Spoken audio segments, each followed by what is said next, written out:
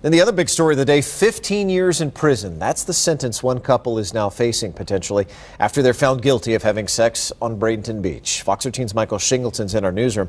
Michael, 15 years. A lot of people saying today that'd be an extremely harsh punishment. Yeah, Mark, but that's what the legislature has designated as the appropriate penalty for this crime. This afternoon, we learned that it won't be quite that harsh for both defendants, especially Alyssa Alvarez, since she has no prior criminal history. We also learned that both of them were offered multiple plea deals leading up to trial.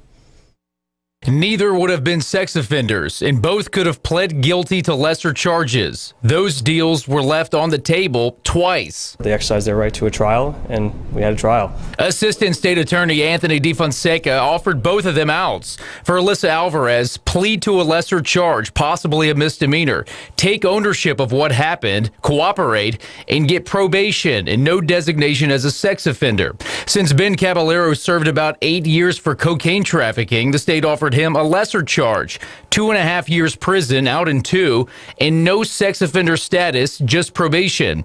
The answer was no, twice. You could definitely tell that there was a moment where they wanted to reflect back to that plea offer we originally made. Now they're both looking at time behind bars. She's a young woman. She's still going to have to register as a sex offender, but 60 days I think is something that will remind her and teach her a lesson of what happened. Caballero will also be a sex offender. The state doesn't want to sentence him to 15 years, but it also won't be 3. Not sure exactly where we're at, but I will say it's not going to be less than the 3-year or 2.5-year offer that we made pre-trial. The idea that they're looking at prison time for this, it's like I'd hate to be one of them in prison when people say, what are you in here for?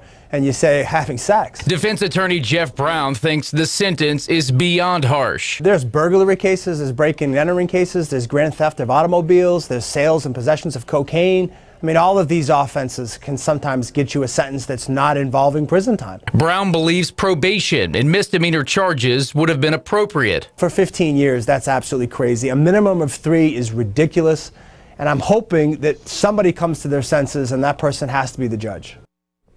No sentencing date has yet to be set. In the newsroom tonight, I'm Michael Shingleton, Fox 13 News.